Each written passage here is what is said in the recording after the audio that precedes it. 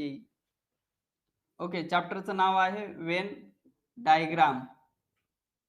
मराठी आणि इंग्लिश मध्ये नाव सारखंच आहे, वेनच आहे, फक्त डायग्रामच्या ऐवजी मराठीमध्ये आकृती हा शब्द येतो, परंतु नाव वेनच आहे, वेन डायग्राम.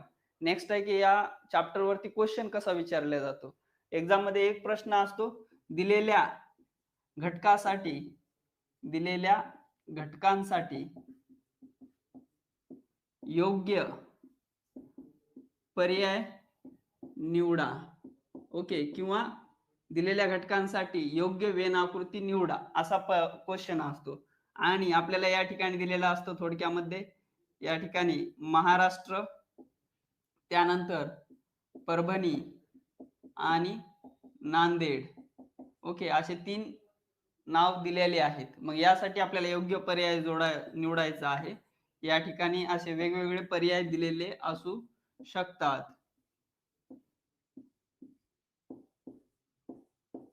ओके, मग हे जे वर्तुळ दिसत आहेत ते एका घटकासाठी एक वर्तुळ मानायचे असतात आणि दिलेल्या घटकांसाठी योग्य पर्याय कोणता असेल तो आपल्याला निवडायचा असतो. म्हणजेच थोडक्यामध्ये महाराष्ट्रासाठी एक वर्तुळ मानणार, परभणीसाठी एक वर्तुळ मानणार आणि नांदेडसाठी एक वर्तुळ मानणार. हे तिन्ही वर्तुळ ओके कोणत्या रिलेशन हे तिन्ही घटक एकत्र दाखवता येतात ते 4 पैकी एका पर्यायामध्ये निवडणार. सर्वात महत्वाचं की या ठिकाणी वेन आकृती आपल्याला एक्झाम मध्ये काढायच्या नसतात, फक्त निवडायच्या असतात. काही जण या ठिकाणी आकृत्या काढण्याची प्रॅक्टिस करतात. ओके, काढण्यापेक्षा आपल्याला फक्त एक्झाम मध्ये काय विचारतात, करेक्ट आन्सर निवडायचं असतं, म्हणून फक्त आपण निवडण्याची या ठिकाणी प्रॅक्टिस करणार आहोत. ओके, मग करेक्ट आन्सर कोणता असणार आहे, तर आपण असं लॉजिक लावणार. लॉजिक अशा पद्धतीने लावणार की तिन्ही घटक आपल्याला कोणत्या वेन आकृतीने प्रेझेंट करता येतात. एक वर्तुळ महाराष्ट्रासाठी, एक वर्तुळ परभणीसाठी आणि एक वर्तुळ नांदेडसाठी. मग आपल्याला सांगता येतं पर्याय क्रमांक या ठिकाणी 3, ज्यामध्ये की या ठिकाणी महाराष्ट्र सर्वात मोठं वर्तुळ आणि महाराष्ट्रामधले हे स्वतंत्र जिल्हे आहेत परभणी आणि नांदेड, म्हणून करेक्ट आन्सर असणार आहे पर्याय क्रमांक 3. ओके, चौथा पर्याय निवडला तर याचा अर्थ काय होतो की हे तिन्ही घटक वेगवेगळे आहेत. या ठिकाणी दुसरा पर्याय निवडला तर याचा अर्थ काय होतो की एक घटक दुसऱ्या घटकामध्ये अंशतः समाविष्ट आहे आणि तिसरा घटक पूर्णपणे वेगळा आहे, असा त्याचा अर्थ होतो.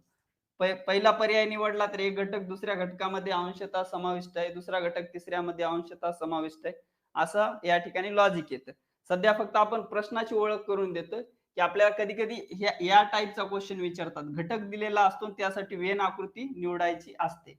दुसरा आहे आपल्याला या ठिकाणी हाच प्रश्न उलट विचारण्यात येतो, दिलेल्या वेन आकृतीसाठी योग्य घटक निवडा. सध्या क्वेश्चन कसा होता, घटक दिलेले होते त्यासाठी वेन आकृती निवडली.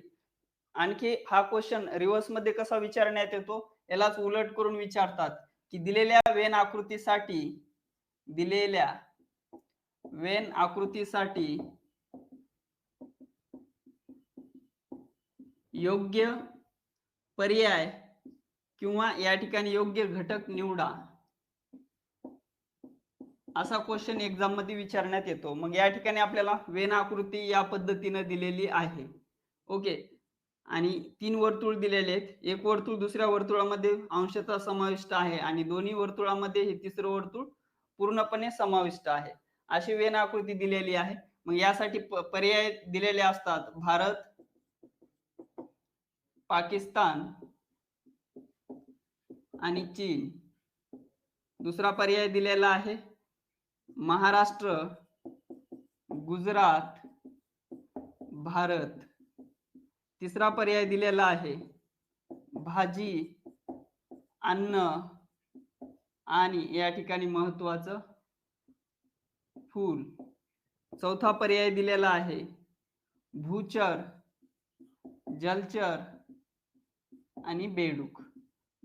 ओके, मग हे सर्व जे घटक दिलेले आहेत हे आपल्याला या वेन आकृती जर आपण पाहिली तर एक घटक दुसऱ्या घटकामध्ये अंशतः समाविष्ट आहे आणि दोन्ही घटकामध्ये तिसरा घटक पूर्णपणे समाविष्ट आहे, असा अर्थ असणारा खालील 4 पैकी कोणते पर्याय असतील ते आपण पर्यायामधून निवडत असतो.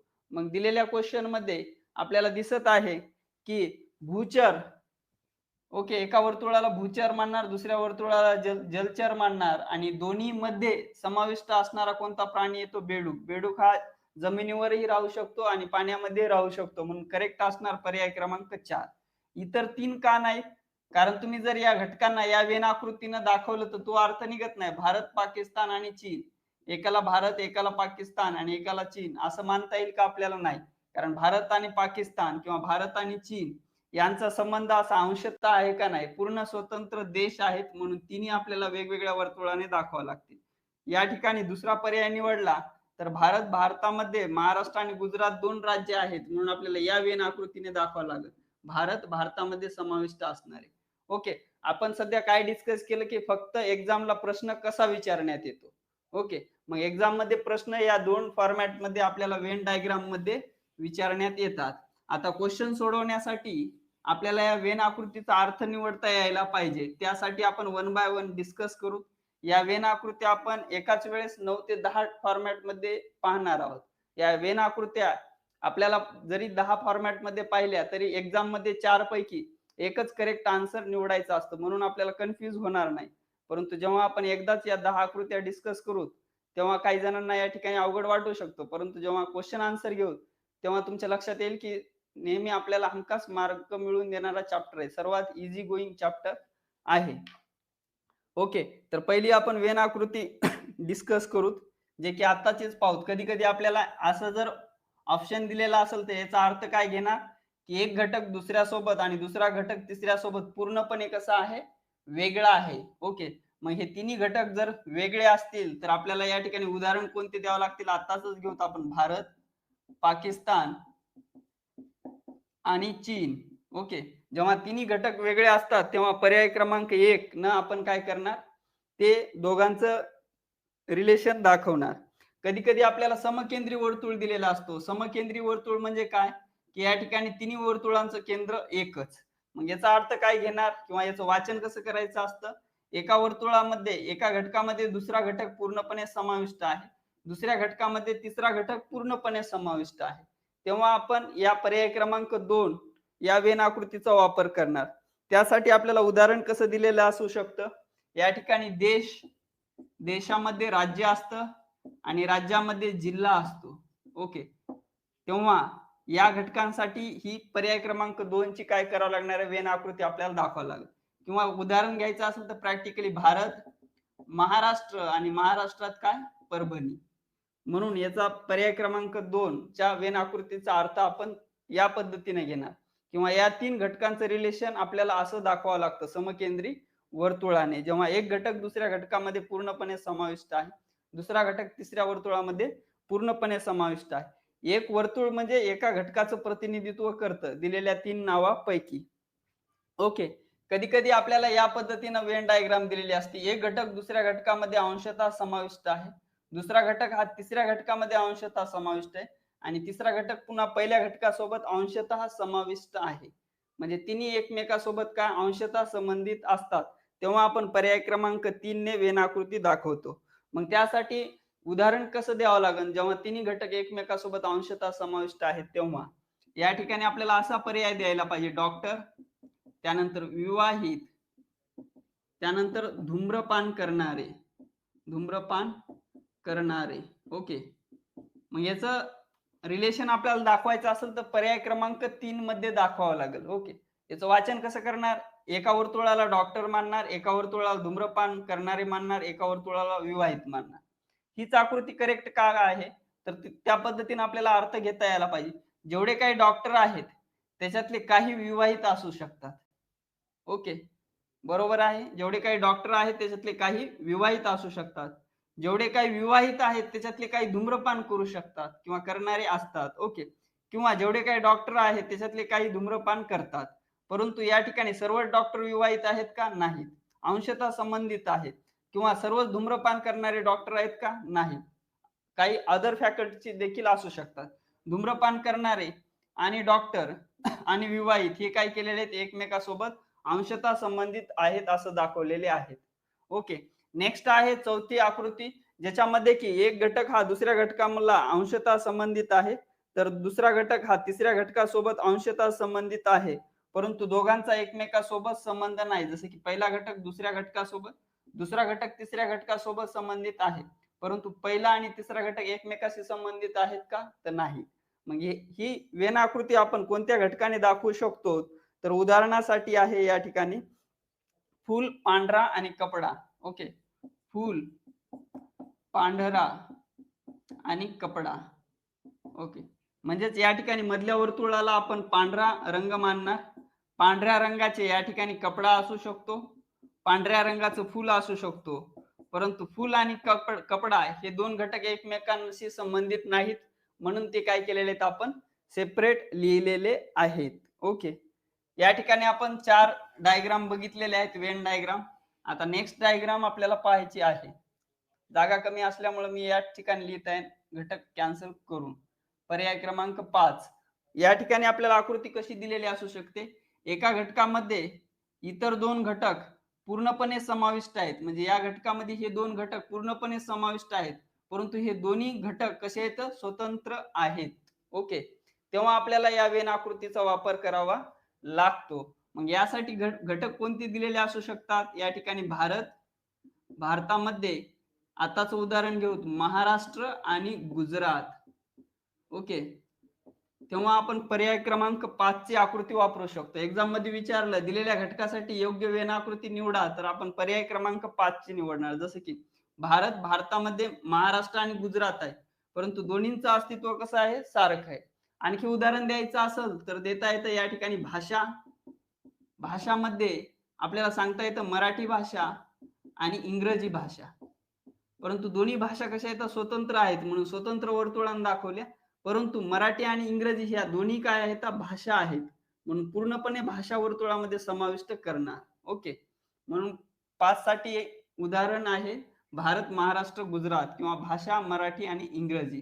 पर्याय क्रमांक 6 मध्ये आपल्याला वेन आकृती आणखी कोणती पाहता येईल? दोन घटक हे तिसऱ्या घटकामध्ये पूर्णपणे समाविष्ट आहेत, परंतु ते दोन्ही घटक एकमेकांसोबत अंशतः संबंधित आहेत. तेव्हा आपल्याला पर्याय क्रमांक 6 ची आकृतीने ते दाखवता येतात. ओके, यासाठी उदाहरण कोणतं देता येईल? या ठिकाणी आपल्याला स्त्रिया, माता आणि शिक्षिका. स्त्रिया, माता आणि शिक्षिका, म्हणजे मोठ्या वर्तुळाला आपण काय मानणार? स्त्रिया मानणार. ओके, जेवढ्या काही स्त्रिया आहेत त्याच्यातील काही माता आहेत. ओके, करेक्ट आहे. जेवढ्या काही स्त्रिया आहेत त्याच्यातील काही शिक्षिका आहेत. मोठ्या वर्तुळाकडून जेव्हा लहान वर्तुळाकडे येऊ तेव्हा काही असा अर्थ होतो, आहेत त्यापैकी काही. ओके, नेक्स्ट आहे जेवढ्या काही माता आहेत त्याच्यातील काही काय आहेत? शिक्षिका आहेत, किंवा शिक्षिका असणाऱ्या काही माता असू शकतात. सर्व असा अर्थ होतो का? नाही, काही. आणि या माता आणि शिक्षिका या पूर्णपणे समाविष्ट आहेत कशामध्ये? स्त्रियामध्ये. ओके, स्त्रीलाच आपण माता किंवा स्त्रीलाच आपण शिक्षिका असं म्हणू शकतो. ओके, नेक्स्ट आहे आणखी आपल्याला वेन आकृती पुढे पाहता येईल. जेव्हा एक घटक दुसऱ्या घटकासोबत अंशतः संबंधित आहे, परंतु तिसरा घटक पूर्णपणे वेगळा आहे, तेव्हा पर्याय क्रमांक 7 च्या वेन आकृतीने त्या घटकामधलं आपल्याला रिलेशन दाखवता येतं. यासाठी आपल्याला कोणकोणते या ठिकाणी उदाहरणं देता येऊ शकतात? तर चित्रकार, त्यानंतर इंजिनियर,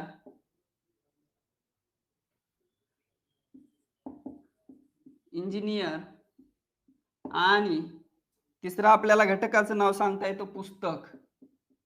ओके, या 3 घटकांसाठी पर्याय क्रमांक 7 आकृती करेक्ट आहे. ओके, मग याचा अर्थ कसा घेणार? जेवढे काही चित्रकार आहेत त्याच्यातले काही इंजिनियर आहेत. ओके, किंवा जेवढे काही इंजिनियर आहेत त्याच्यातील काही चित्रकार आहेत, परंतु पुस्तक हा घटक काय वेगळा आहे. चित्रकार आणि इंजिनियरचा संबंध असू शकतो.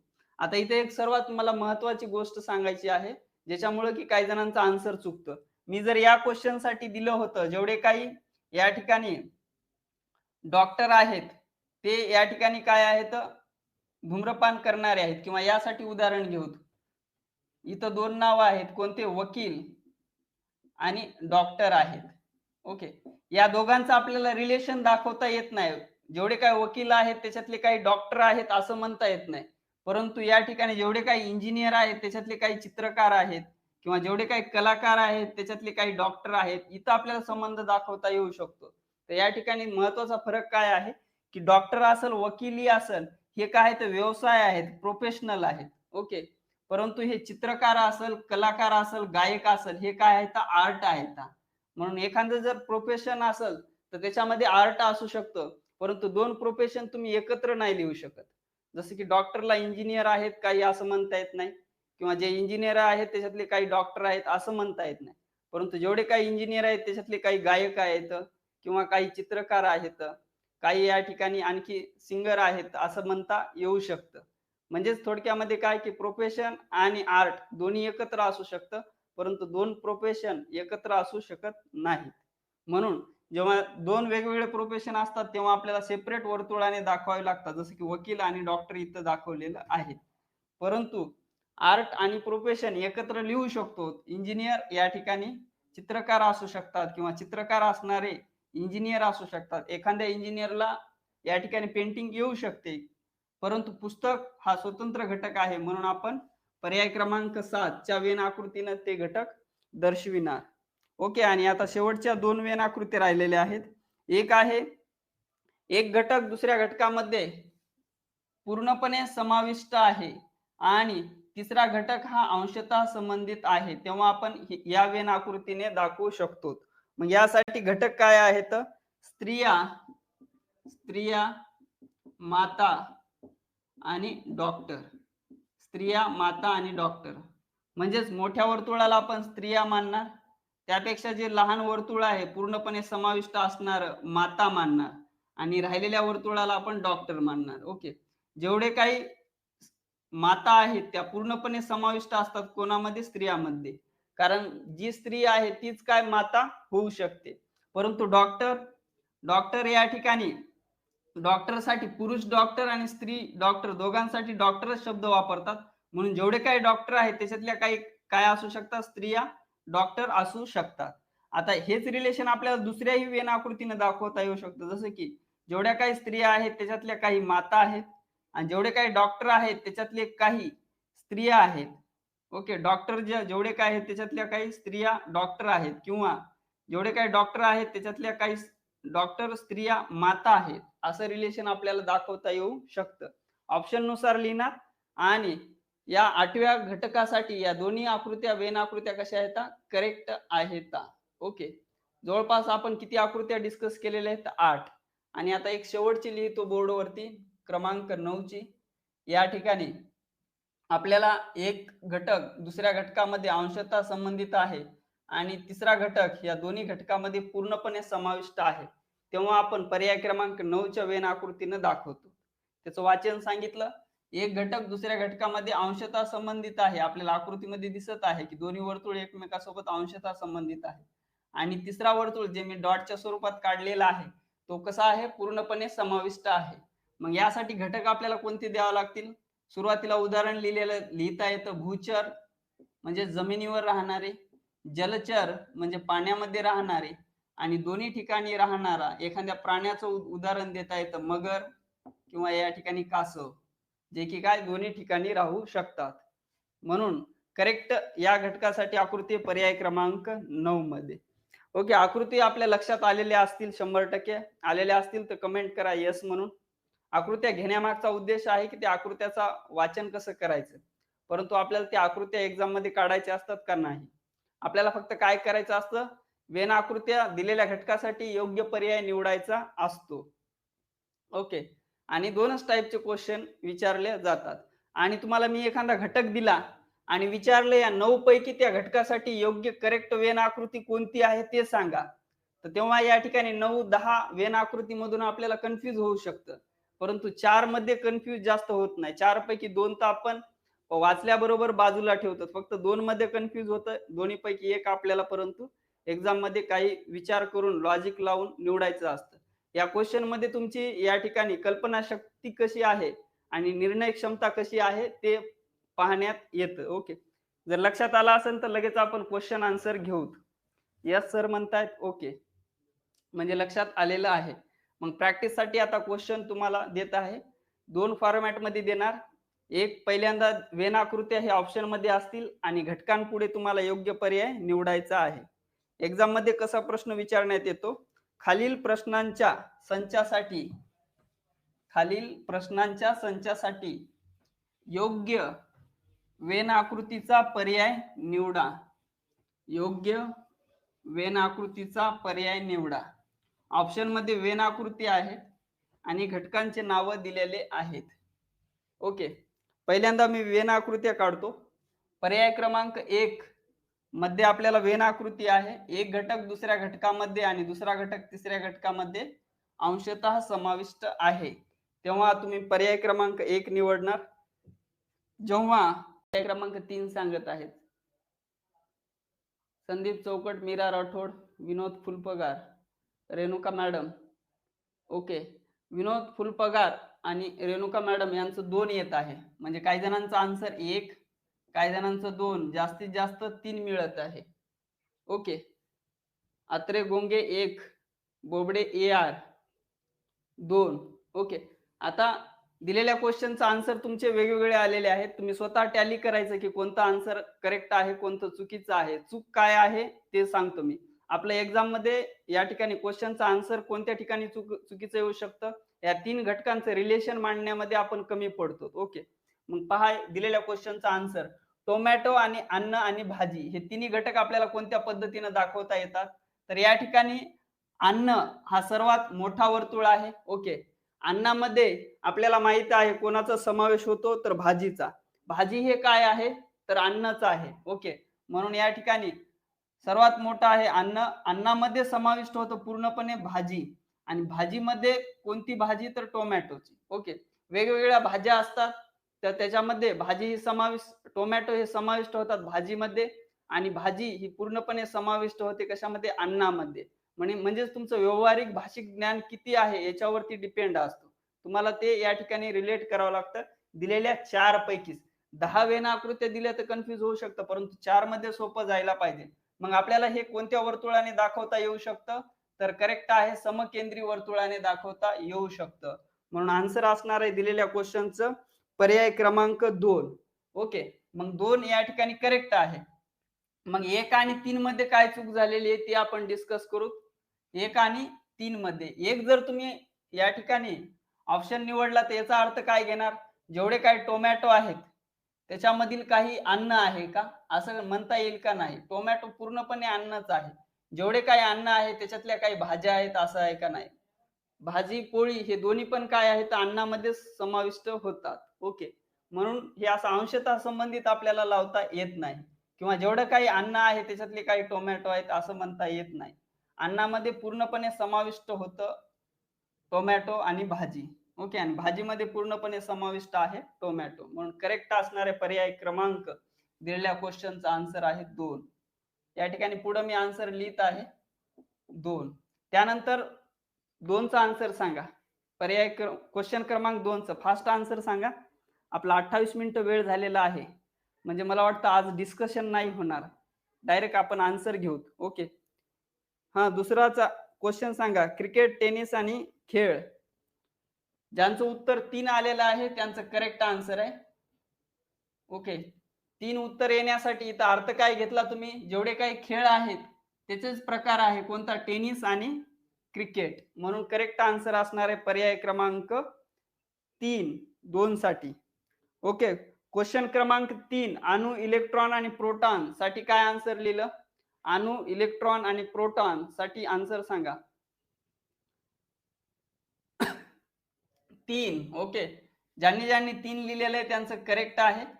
अणु सर्वात मोठा घटक मानणार, आणि अणुमध्ये समाविष्ट होतात इलेक्ट्रॉन आणि प्रोटॉन, परंतु दोघांचा एकमेकांसोबत संबंध आहे का, नाही. हे स्वतंत्र घटक आहे. जसे की खेळामध्ये समाविष्ट होतं क्रिकेट आणि टेनिस, परंतु हे दोन्ही घटक कसे आहेत, वेगळे आहेत. पर्याय क्वेश्चन क्रमांक 4 चा आन्सर सांगा.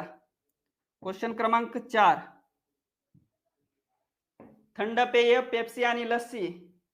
थंड पेय, पेप्सी आणि लस्सी. ओके, याच्यासाठी देखील करेक्ट आन्सर आहे 3च. थंड पेय त्याच्यामध्ये पेप्सी आणि लस्सी येतात, परंतु दोन्ही घटक कसे आहेत, वेगळे आहेत. आजोबा, वडील आणि नातू. आजोबा, वडील आणि नातू. क्वेश्चन क्रमांक 5 चा आन्सर. आजोबा, वडील आणि नातू. 2. ओके, आजोबा, वडील आणि नातू साठी करेक्ट तुम्ही आन्सर देत आहेत 2. कारण काय आहे, सुरुवातीला आजोबाच्या नंतर वडील आणि वडिलाच्या नंतर या ठिकाणी काय आहे, नातू, असं आपल्याला रिलेशन मांडावं लागतं किंवा चार पैकी सर्वात जवळचा योग्य पर्याय असणारे पर्याय क्रमांक 2. ओके. आपण एक जर निवडला तर अर्थ कसा निघतो, चुकीचा निघतो. आजोबा आहेत त्याच्यातले काही वडील आहेत, वडिलालाच पुन्हा काही नातू असं म्हणता येत नाही.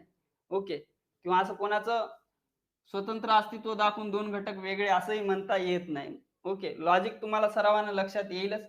स्त्रिया आणि आई डॉक्टर. क्वेश्चन क्रमांक 6 साठी आन्सर. स्त्रिया, आई आणि डॉक्टर. करेक्ट येत आहे आन्सर पर्याय क्रमांक 4.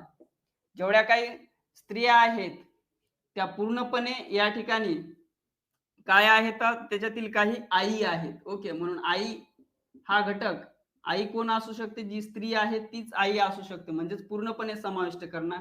आता डॉक्टर हे प्रोफेशन आहे, तर हे प्रोफेशन या ठिकाणी स्त्री डॉक्टर असू शकते किंवा या ठिकाणी डॉक्टर असणारी स्त्री आई देखील असू शकते. मी असं पूर्णपणे म्हणत आहे का की सर्व डॉक्टर स्त्रियाच आहेत किंवा सर्व डॉक्टर आईच आहेत? नाही. काही या अर्थानं दाखवलेला आहे, म्हणून करेक्ट असणार जवळचा आन्सर पर्याय क्रमांक 4. त्यानंतर आहे क्वेश्चन क्रमांक 7 चा आन्सर सांगा. 7. इंजिनियर, कलाकार आणि पुरुष. इंजिनियर, कलाकार आणि पुरुष. आदिनाथ करेक्ट आहे. पर्याय क्रमांक 1 दिलेल्या क्वेश्चनचा आन्सर. ओके. 7 साठी पर्याय क्रमांक 1च करेक्ट का आहे? कारण याचं आपण वाचन असं करणार, जेवढे काही इंजिनियर आहेत त्याच्यातील काही कलाकार आहेत. ओके. जेवढे काही कलाकार आहेत त्याच्यातील काही कसं आहे, पुरुष आहे. पुरुष असणारे या ठिकाणी इंजिनियरही असू शकतात आणि या ठिकाणी कलाकार देखील असू शकतात.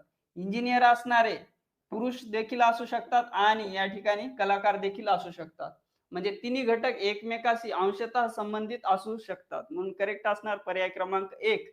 आपल्याला याला क्रॉस चेक करता येत होतं, परंतु वेळेअभावी मी या ठिकाणी डायरेक्ट आन्सर डिस्कस करत आहे. उद्याच्या आपण क्वेश्चनच्या प्रॅक्टिसमध्ये क्रॉस चेक पण करू. ओके. वडील, पुरुष आणि वकील साठी करेक्ट आन्सर सांगा. क्वेश्चन क्रमांक 8. ओके. 4 देत आहेत आन्सर. वडील, पुरुष आणि वकील. ओके. सेम आहे यासारखं, स्त्रिया, आई आणि डॉक्टर.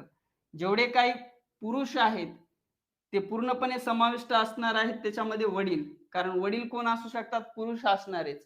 म्हणून वडील पूर्णपणे समाविष्ट पुरुषामध्ये. वकील हे प्रोफेशन आहे, म्हणून जेवढे काही वकील आहेत त्याच्यातले काय असू शकतात, काही पुरुष असू शकतात. किंवा वकील जे की पुरुष आहेत त्याच्यातले काही कोण असू शकतात, वडील देखील असू शकतात. म्हणून पर्याय क्वेश्चन क्रमांक 8 च करेक्ट आन्सर आहे पर्याय क्रमांक 4. ओके. नेक्स्ट आहे भाषा, हिंदी आणि गुजराती. याचा आन्सर सांगा. 9. क्वेश्चन क्रमांक 9. 9 चा आन्सर येत आहे 3. करेक्ट आहे, जे की तुम्ही देत आहात. जेवढ्या काही भाषा आहेत त्याच्यामध्ये हिंदी आणि गुजराती या दोन्ही भाषा येतात, परंतु दोन्हीचं सेपरेट अस्तित्व असल्यामुळे आपण पर्याय क्रमांक 3 च्या आन्सरनं दिलेल्या क्वेश्चनचं उत्तर सांगत आहोत. आणि लास्ट आणि बेस्ट क्वेश्चन, सर्वांनी आन्सर करेक्ट सांगा म्हणजे शेवट गोड होईल. शिक्षक, पदवीधर, खेळाडू. शिक्षक, पदवीधर, खेळाडू. ओके. ओके. सर्वांचा आन्सर येत आहे करेक्ट. पर्याय क्रमांक 1. कारण जेवढे काही शिक्षक आहेत त्यामधील काही पदवीधर आहेत. काही का म्हणतोय, कारण शिक्षक आपल्याला माहित आहे डिप्लोमावरती देखील होता येऊ शकतं. ओके. डीएड हा डिप्लोमा आहे, तिथं पदवी आहे का नाही. बीएड हे या ठिकाणी पोस्ट ग्रॅज्युएशन आहे, म्हणून या ठिकाणी शिक्षक व्हायला पदवी असायलाच पाहिजे असं काही नाही. परंतु जेवढे काही शिक्षक आहेत त्याच्यातले काही पदवीधर असतील, काही पीएचडी झालेले असतील, ते वेगळा प्रकार. म्हणून शिक्षक जे आहेत त्याच्यातील काही पदवीधर आहेत. जेवढे काही पदवीधर आहेत ते सर्व शिक्षकच आहेत का, नाहीत. काही खेळाडू असू शकतात, ज्यांचं ग्रॅज्युएशन झालेले ते खेळाडू असू शकतात. जेवढे काही खेळाडू आहेत ते पदवीधरही असू शकतात आणि काही शिक्षकही असू शकतात. ओके. आपल्याला माहित आहे की शिक्षक हा एक या ठिकाणी खेळाचा पण असतोच, म्हणून असंही म्हणता येतं की काय, जेवढे काही या ठिकाणी खेळाडू आहेत त्याच्यातील काही शिक्षक आहेत. से युअर लास्ट वर्ड म्हणतायत, त्यामुळे आपण थांबू.